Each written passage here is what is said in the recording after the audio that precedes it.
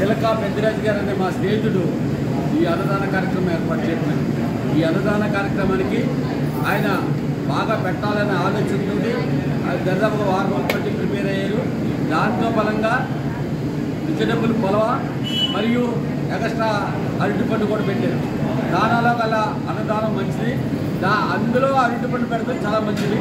మరి ఆయన చాలా కృషితోటి పెడుతున్నారు. ఆ మనోహర్ గారి పుట్టినరోజు వల్ల బాగా పెట్టాలనే ఆలోచనతో ఈ రోజున చిలకా పెద్దిరాజు గారు ఆయన మనోడు కోసం ఈరోజు అన్నదానం ఏర్పాటు చేయడం జరిగింది. ఈ అన్నదాన కార్యక్రమానికి మరి ఆయన వచ్చి ఆయన స్వయంగా వడ్డించాలనే ఆలోచన అరటిపండు కానీ వెజిటబుల్ కూడా సోనా మసూర్ తప్ప ఏది పెడతలేదు, సోమపాటు చేయడం జరుగుతుంది. ఇక్కడ జరిగినట్టు ఎక్కడ జరగదేమో అని మరి చక్కగా మరి అక్కడ చూస్తే గవర్నమెంట్ మీద చూస్తే ఏసీ అక్కడ చాలా నీట్గా తయారు చేసాం. ఆవిడని తలుచుకుంటేనే మీకు చాలా సంతోషంగా ఉంటుంది. అన్ని రకాలుగా ఏర్పాటు చేసాం.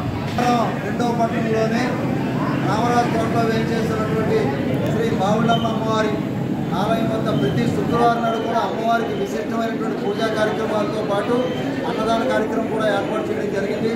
మరి సేవా సమితి 5 సంవత్సరాలుగా నిర్వహిస్తున్నటువంటి అన్నదాన కార్యక్రమంలో ఈరోజు దేవరపట్నానికి చెందినటువంటి చిలకా పెద్దిరాజు గారు వారు సాయికిరణ్ అమ్మాయి పల్లవి, సాయికిరణుల భార్గవి, సాయికిరణుల దంపతుల కుమారుడైనటువంటి జై దేవానంద్ పుట్టినరోజు సందర్భంగా ఈరోజు ఇక్కడ వారు ఈ అన్నదాన కార్యక్రమానికి సౌజన్యం అందించడం జరిగింది.